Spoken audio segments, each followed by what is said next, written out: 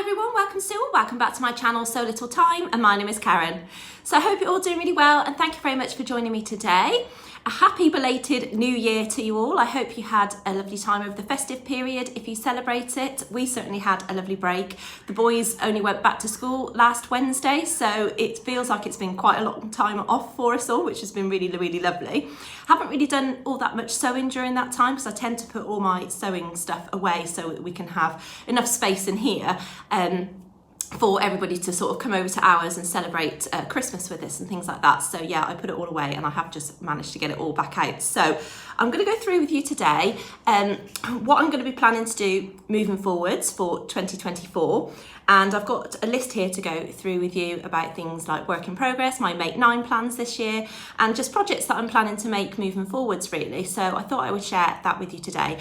And I also need to do a giveaway. So during my Vlogmas, I actually won some cross-stitch kits from Instagram, and they were from Groves Limited, and I won quite a few, so I knew that I wasn't actually going to be using those myself, so I thought, why not share the love and do a giveaway? So I did that during my Vlogmas, so thank you very much to everybody who entered that. So I am going to be drawing the winners today on this video. So I'll go through all my plans, etc. with you first, and then I will draw the winners at the end. So stay tuned for that if you did enter. So firstly then, I'm going to share with you a work in progress that I'm currently doing. And as you can see, I've got Mia the mannequin behind me here, and she is wearing my Dressmakers ball dress that I made for the Dressmakers ball last year. And I'm planning on wearing that hopefully to a wedding in March. My cousin is getting married, so I'm hopefully going to be wearing that again. And I have been making this jacket, and I just happened to put it on the mannequin and thought, oh, actually that goes really, really nicely with this dress.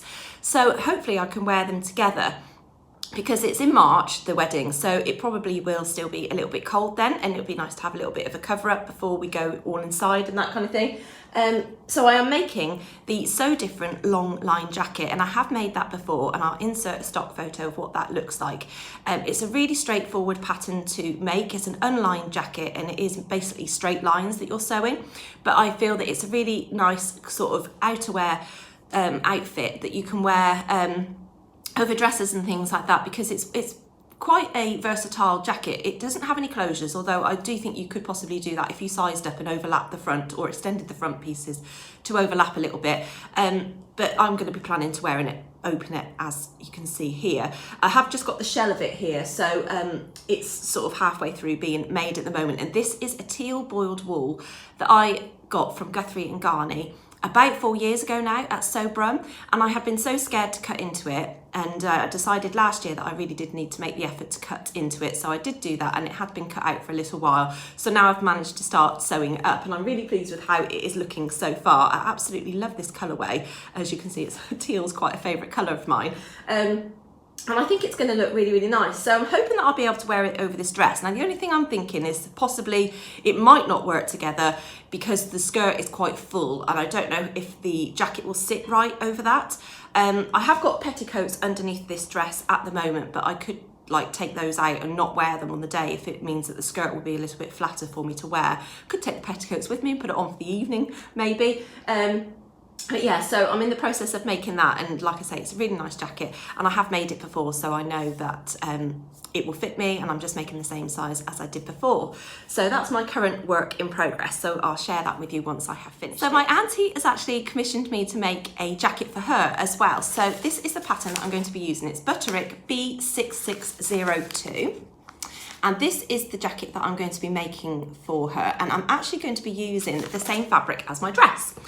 So she absolutely fell in love with the dress fabric that I had, and she wanted me to make a jacket for her. So we've got the fabric, and I now have the pattern, so I'm going to make a mock-up of this to send off to her, because she doesn't live local to me, so I'm going to have to send it off and see how we get on with the fit. Now, we had a video call last night, and we went through her measurements, and she basically near enough fell into one size, and then I've opened up the packet pieces and found that there are finished garment measurements actually on the pattern pieces themselves. So I'm going to be looking at how much ease there is in the pattern and working out which is the best size to sort of do a mock-up for. because I think I will need to size down looking at the finished garment measurements on there. There does seem to be quite a bit of ease built into it. It does vary obviously from bust, waist and hips how much ease there is built in, but I will decipher which size will be best and I will be sending that off to her soon. So I'm just going to use some practice fabric that I've got to send off to her before cutting into the nice fabric. So that is something that I will be doing over the next couple of months. So I'm hoping to get the mock-up sent off to her during March. So my Make 9 plans then. I decided to do Make 9 this year because I didn't do it last year because I failed previously, but I decided that I would do it this year just purely because I felt like I wanted to challenge myself again and to try and make a concerted effort to do it and to actually have some structure into place as to what I am going to be making this year. Last year I just kind of went on a whim and did whatever I wanted, and I didn't even document what I'd made other than taking photos and putting it up on my Instagram. So this year I'm going to make a bit more of an effort of actually writing down what I've made, putting it into my journal that I've got, and just keeping a note of everything, and also writing things down that I actually do want to make and sort of going towards that really. So for my Make 9 then, I have written a list here of what I plan to make, and the first one I've got on the list, these are in no particular order by the way, I don't know when I'm going to be making them, but I'm going to try and do it so I do one a month near enough, spread out that way. So the first one is going to be the Deer and Doe Sirocco jumpsuit. So I've had this pattern for quite a while. A lot of these are actually physical patterns that I've got in my stash, so I've been meaning to get them out for a while and get them done. So the first one is the Sirocco jumpsuit. I do have some fabric lined up for it in my stash upstairs as well. And another challenge that I am doing for myself this year, which I did try to start back end of last year, was to do a personal challenge of using 2 fabrics from my stash and 2 patterns from my stash per month to get them used basically. So that will sort of incorporate my Make 9 as well. So I do have fabric lined up for this one, and it will be more of a summertime one, so that will be done a little bit later on this year, and I will be doing the full length version there. The next one is the Zade jumpsuit. I don't actually have that pattern physically. I have it as a PDF, so I'll insert a stock photo, but I'm pretty sure that everybody knows what the Zade jumpsuit looks like, and that's by Paper Theory, I think, is it? I think it's Paper Theory. And I'm going to be making that actually during February for my blog post for Felicity Fabrics. So I'm really excited to have a go at that. It's been a pattern that has obviously been very popular in the sewing community, but I've never actually done it myself. And I think it'd just be quite a nice sort of garment to wear whilst it's still quite chilly, and I'm sort of going to use it as a Valentine's outfit. Not that we celebrate Valentine's, but I thought I would do some kind of outfit for Valentine's for the blog. I did initially choose a different fabric that they are sending me, but unfortunately it got sold out before they were able to send it to me. So the theme of the fabric that I am now receiving isn't very Valentine's-y, but I'm still going to use it as a Valentine's outfit because that was what I was planning for anyway. So yeah, you never know, I might get taken out, but I doubt it. I doubt it very much. And then the next one is the Kilo wrap dress. I can't remember who that's by now. Is it Named Patterns? And I'll insert a photo of that as well, because again, I have a PDF of that one. And that's just a nice dress that I'd like to try out for wearing during the summer. It just looks like a really versatile, easy wearing dress, and I've seen some really lovely. And then the next one is the My Handmade Wardrobe, which is the pattern company run by Crafty So and So, and I would like to make this button up skirt. So this is a denim style skirt, and there are actually 2 variations. It doesn't have the other picture on the front. This is the long one, and then there is a short one, and I think I would probably make the short version. I think that's more my style, more knee length. I think it might be a little bit shorter than knee length, but I will lengthen it to knee length because that's sort of my preference, or just above the knee anyway. But yeah, I'd like to try that out at some point. I bought that last year when I went to the Sewing for Pleasure show at the NEC, so I still haven't got round to sewing that. And the next one is the Friday Pattern Company Avenir jumpsuit, and I really like this. I've seen some really beautiful versions, so I'd like to make that. I think a lot of these are fairly summery, so I probably will be doing these after the first quarter of the year. But yeah, I'd really like to try that out. I think I will probably lengthen the legs a little bit. I don't really fancy having them around that length on me. I think I would prefer full length. So yeah, and I've got plenty of sort of viscose fabrics or crepe fabrics that I think will be suitable for that. So I'll have to look how much fabric you need. And work out hopefully if I've got enough, because the majority of my fabrics I tend to have 2 meters, so hopefully that will be enough. We shall see. And then the next one is the Elodie dress, which is by Closet Core, And I'd like to make this version here, the shorter version, and I've got some fabric lined up for that in my stash as well, which actually came with this pattern as a kit from Minerva, and it's a Liberty cotton fabric. I don't think it's a cotton lawn, I think it's just a sort of a quilting cotton, but it's very lightweight because it's Liberty. And it's really lovely, flowery sort of one. So again, another summer one. So that's going to be the one that I'll be making later this year. Then another Friday Pattern Company pattern, and it is the Joni jumpsuit. So I've got quite a few jumpsuits in my plans for Make 9, and I've had this one ever such a long time. As you can see, it's the old, I think it's an old. Yeah, and I'd like to have a go at making this. Now I know that Michelle from the Sewing Bunny has made this, and I'm pretty sure she did a sew along for it. So I will check that out if I need to. But yeah, I'm excited to get that made. I think I will probably end up wearing it over something, because it's quite low at the back, and for me not to wear a bra, that's not really doable for me, as I do have a bit of a chest, so I can't just not wear a bra. I know you can get those ones that have different backs and things, but realistically I don't find them very comfortable. So yeah, I mean, we shall see, who knows. I know also as well, somebody has made this in the past on Instagram, and they had incorporated in the lining some bra cups, so that may be an option for me to try out. We shall see. But yeah, another one for the summer probably. So the next one is a Deer and Doe pattern, and it is the Bruyere. I don't know if I'm pronouncing that right. It's obviously a French Bruyere. Sounds like a cheese, doesn't it? And I would like to make this version of this blouse in just sort of a cotton or cotton lawn or something. I'd like to do it quite florally, I think, to keep it girly, and I think that would look really nice over a pair of jeans or some nice jeggings or leggings or something like that. Yeah, and I really like the sort of structure of that, and the fact that it's A-line is absolutely perfect for me. So I won't do the long sleeve one, I will definitely do the sleeveless version. And then lastly, I would like to make the So Different Artista dress pattern, which is by So Different. And I really like the style lines on this one as well, and I love the sort of pockets incorporated in the seam lines there. And again, it's a lovely A-line shape, which I think would be really suitable for me, and I love the collar on it as well. I really love that version on the front. I love the fabric that they have used on there, and then there's another version on the back here, so you can play around with the direction of your fabric as well if you have a directional print. But yeah, so that's one I would like to get done. I think I did write down that I'd like to do this one in March, but we shall see, because I do have quite a lot that I want to get done, and I'm sure that that won't happen by March. But yeah, that's probably one that you could layer up over tights as well, so it'd probably be quite a nice one to make for either the spring or the autumn, even winter. So yeah, it's just, I think it'd probably be a bit warm for the summer, depending on fabric, of course. But yeah, that's my Make 9 plans then. So I'm hoping to get most of those done, because I do really want to make an effort to use patterns from my stash this year and fabric from my stash as well. So I don't have fabric for that one. I don't have fabric for that one. I do have fabric for this one. So I think I've got like it's in between a scuba and a ponte, I would say. I don't think it's either or, but it's certainly suitable for this. It'll have a nice bit of stretch in it. Yeah, and I have fabric for that. Like I say, that came with the kit. I should find some fabric for that one, and I already have fabric lined up for the Sirocco. And obviously Felicity Fabrics will be gifting me the fabric for the Zade, so that is on its way.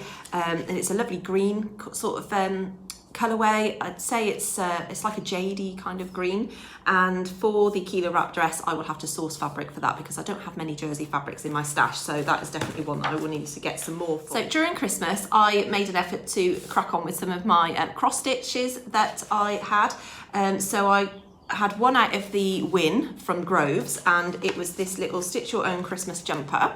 So I have been doing that, and it was quite nice that this was quite easy to, excuse me, I'm still suffering with my voice a little bit from the cold I had at Christmas. Yeah, it's quite easy to see. I didn't have to use a magnifying glass, but what I have been doing is actually taking a photo of this and enlarging if necessary on my phone, so that's been quite nice, and I have made a start on that, so that's as far as I've got with it. So it'll be ready for next Christmas, let's just put it that way. But what I did find quite strange is that when I've done cross stitches in the past, they tell you to use 2 strands of embroidery thread, and this one was telling me to use 3, which I have done so on that very light blue kind of colour in the background there. But I found it very difficult to get 3 strands through these little holes, because this Ada, I don't know what count it is, but it's quite small. So when I've done the blue bit here, I've started just using 2 strands of embroidery thread, and that has been working so much better. I've been able to get it through, which obviously it will look a little bit thinner, but I'm not fussed about that. We'll have to continue with the 3. Now I've started with that one, but yeah, it does tend to get a bit knotted up. And then I had another cross stitch kit in my Secret Santa from my Felicity Fabrics group, and it was this lovely bee, and I love bees and I really like the look of that. Now that was really small, and I thought I am not going to be able to see you know, zooming in on that, so I took a photo and I've been using my phone to use that.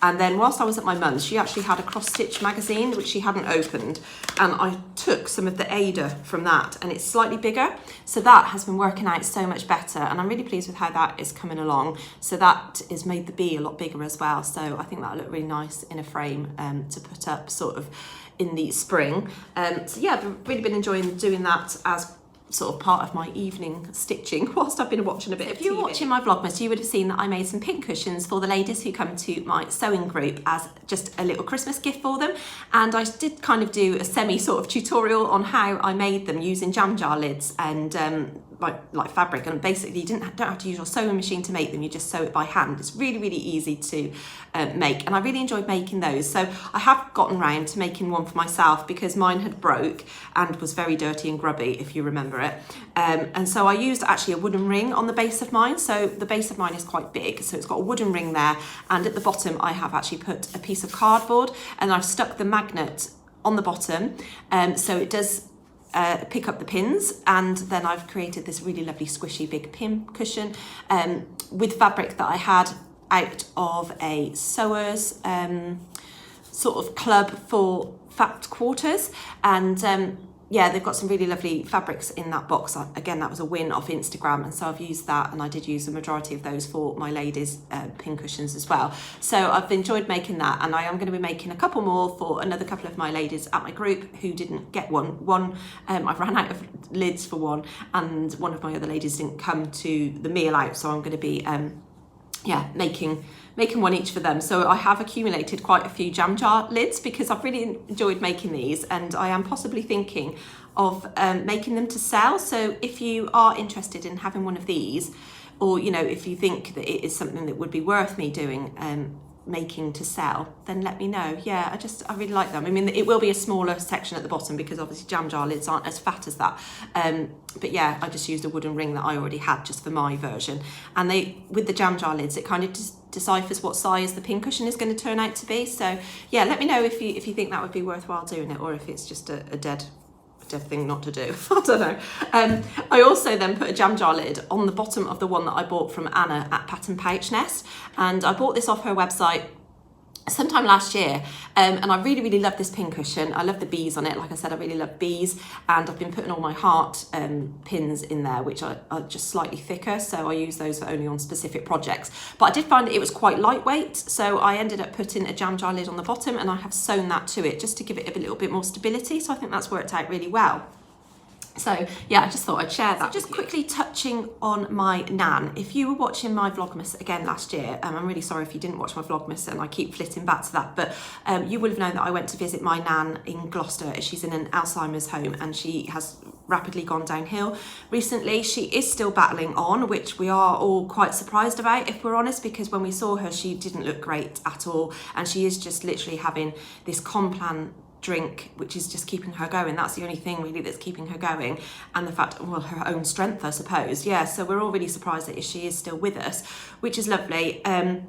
But we are setting ourselves up for hearing the news that she won't be with us for very much longer, basically. And I'm glad that I went to visit her before Christmas to see her. I very much doubt that I will be going down again because I don't really want to see her any worse than I saw her.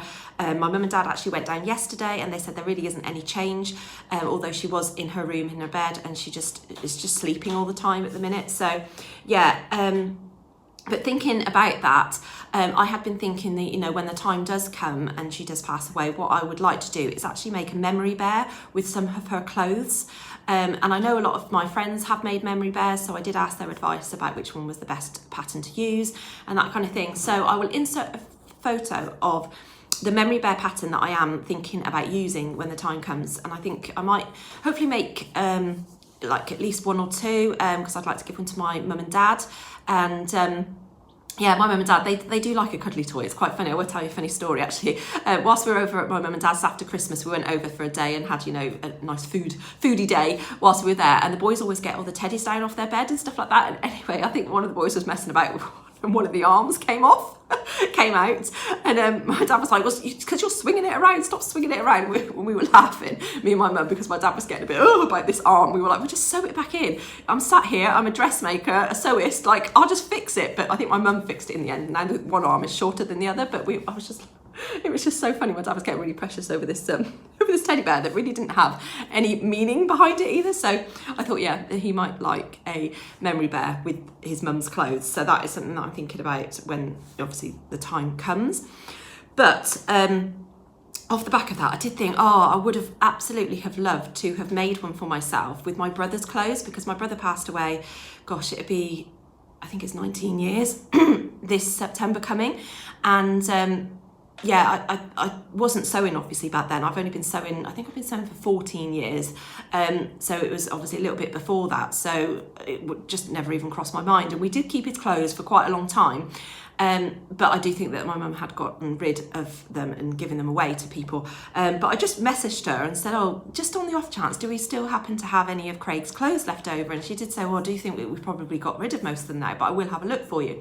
So she did have a look, and lo and behold, she messaged me and she said, I've managed to find 2 t-shirts and like a high-vis jackety kind of thing that he used to wear when he used to go clubbing and raving and stuff. So she's brought them round, and I'm hoping that I can use these to make a memory bear for myself, or if I have enough for my mum and dad as well.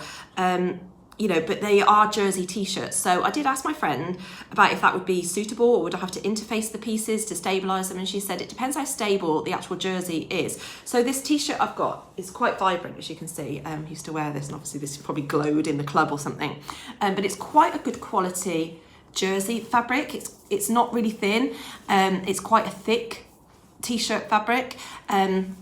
So yeah, I've got that one. I think it'd be really nice to incorporate this in it somewhere, maybe on the back of the bear or something like that. I've also got this t-shirt as well. This is a bit of a clash in colour if I use both, but it's like an orange and grey one. So yeah, I'd like to use those somehow. You know, maybe I could make one bear from this one and one bear from that one. And then this is the little high-vis jacket thing that he used to wear over the top, and he used to have the glow sticks, you know, and all that kind of stuff. But I don't know how I'll incorporate that. I was possibly thinking, you know, I could make a little tutu if I made a female bear from it, or something. So I'm just really pleased that I do have something to make, but I'm not going to rush it. So I think what I'm possibly going to do is find an old t-shirt of Simon's maybe, and have a little practice first before I cut into those, and see if I do need to stabilise it with interfacing, or whether I'm not going to need to do that, because I don't want to rush into like cutting that up and then not being able to do it. And I know there are companies out there or people that do it for you, but I would really like to have a go at doing it myself. I feel that's just something a little bit more personal. So yeah, I'm going to give that a go, but that'll be when I'm kind of ready, really, and I'll just share that with you as and when I do it. If you are somebody who has made one, then yeah, give me any tips or tricks. Let me know how you've gotten on if you've used jersey fabrics as well. I'd be really interested to know your thoughts. So lastly then, before I go on to the giveaway, I will just say that I am attending the Stitch Festival again this year at the Business Design Centre in London, and I've been asked by So Different Patterns to go on the catwalk for them and to model my dress that I made for Christmas Day, which was the triple tuck smock dress, and I absolutely, I love that dress, and it was really comfortable to wear over Christmas. I did take it in down the sort of around the waist area just to knit me in a little bit more, because it ended up being a little bit too big for me, and I had quite a lot of excess at the back of the dress.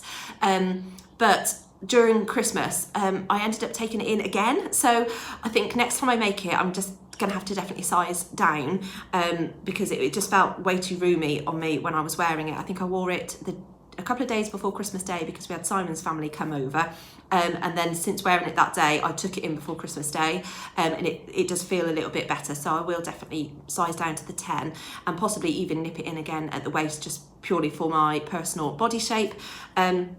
yeah, I'm going to be modelling that, so I'm really, really excited to model that. I am hoping that I'm going to have this coat made as well, so I can wear that on the day there, and I am planning to make another triple tuck smock dress that I can wear under this just on the day, because I don't think that dress that I made, which is navy blue but it does look black, it's got the pink florals on. I insert a photo of what I look like wearing that. I don't think it will go with this, otherwise I would have worn them together on the catwalk. I think that would have been quite nice, but yeah. So I'm planning to make, I think I've got an African wax print fabric that I'm planning to make in that, and it should hopefully go under this. I think it's got brown tones in it, so it might go quite well, we shall see. But yeah, I think that is everything that I need to talk to you about today. So I'm going to crack on with the giveaway then. So I think I had 17 people enter, so I'm going to do a random number generator. I've given everybody a number of all the people that have entered here. So I'm going to grab my computer and then I shall do the giveaway. Right, so I've got my laptop all set up and I've got a random number generator on screen. I have got 4 cross-stitch kits to give away, and I have got 17 entries. So I'm going to obviously enter 1 to 17 into this generator and then generate the winners like that. Some people did specifically say what they would prefer to win. So if you come up as a winner, I will honour which one you would like. And other people just entered the giveaway as per any, you know. So yeah, I think 3 people have specified that they wanted the heart cross stitch. So the other one was Be Merry, and then I have another heart cross stitch as well. So if 2 people who wanted the hearts ones wins, then obviously I will honour that. And then the other one was the cat cross stitch there, which looks quite a big one to do, doesn't it? So I'm going to generate them now and see who has won what. So I've put a number against every single person who has entered, and I will do the winner like that. So I hope that's okay. Right, so 1 to 17, let's generate the number. So the first one is number 6. Number 6. And it is Anne Wilson 4160, and I'll put that across the bottom of the screen for you. Congratulations, you have won, and you did specify that you would like a heart one, so I will honour that and I will be sending this out to you. So just drop me a message below, or you can email me if you would like, to send me your personal details of where I need to send this off to, and my email address is so.little.time@hotmail.com. So I'll put that across the bottom of the screen for you as well, and I think I'll pin it in the comments section so you can see that as well. So please contact me as you are the winner for that one. So let's generate another one. Number 16, which is Maureen Cullen 1008. Congratulations, you have won. So I am going to send you the Be Merry one, as you haven't specified which one you would have liked. So I hope that's okay. Congratulations, I will get that one sent off to you. Okay, let's go for number 3. Number 15. Oh, which is actually Pattern Pouch Nest. It is Anna, and she has specified that she would like the kitty cross stitch. So congratulations, Anna. You can have this, and I hope you enjoy stitching that up. I think that'll take you quite a while. And then for the last one, then let's generate the next one. And it's number 2, which is Nikki Johnson 552. And you have also won a floral heart one. So congratulations. Again, contact me with your details and I will get these all sent off to you. So congratulations to the winner, and thank you very much to those who did enter, and thank you very much to all of you who watched my Vlogmas during December. I truly appreciate your support.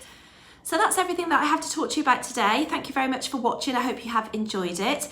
I will hopefully come back to you over the next couple of weeks just to share with you progress updates of where I'm at with my sewing, and hopefully I'll have some finished makes to share with you as well at some point. So yeah, I shall see you all again soon. Take care. Bye.